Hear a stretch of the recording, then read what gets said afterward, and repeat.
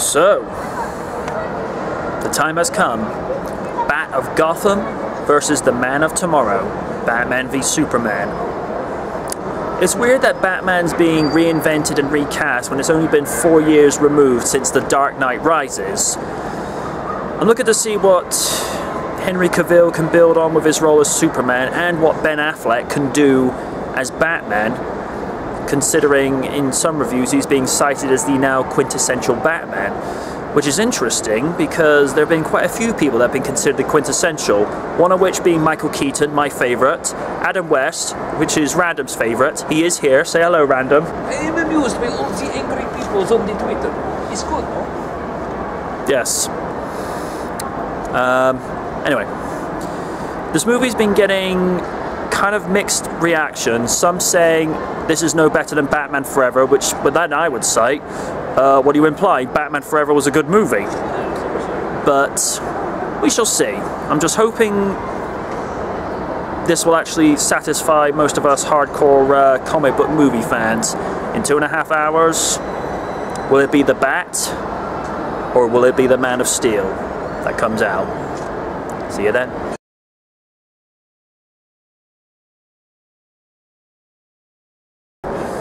Well folks, just come out from watching Batman v Superman Dawn of Justice. I'm going to leave a spoiler review for later, which you can see in the link in the description, because I'm going to give this a spoiler-free review. Writing, it needed a lot of work. I will say, Ben Affleck, golden as Batman. Ben Affleck gets the character, nailed it down with the mannerisms, the brooding. And I like the fact, as you've seen in the trailers, he's got a voice modulator in the cowl that actually automatically changes his voice, and that actually applies some logic and, basically logic. If you're going to disguise your voice, get a voice changer, which is what they should have done with the Christopher Nolan series. But that's, that's neither here nor there now. Jeremy Irons, he, along with Affleck, were the stars of this. They knocked out their characters quite easily, and the camaraderie between Affleck and Irons reminded me of Ephraim, I think it's Zimblast, that voiced Alfred in the animated series, between him and Kevin Conroy as, Batman respectively. He had the best lines, the best one-liners, the snarky sort of cynicism. Irons, like I say, delivered it in gold. Gal Gadot, or is it Gal Gadot?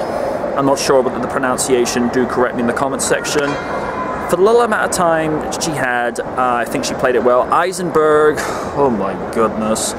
It's like taking Jim Carrey and, who's the guy who played, and David Tennant as Doctor Who, and none of them could even come as close as crazy to what they did with Luthor. Perry White, Lawrence Fishburne, for the amount of time he was on the screen for, I think he did a decent job.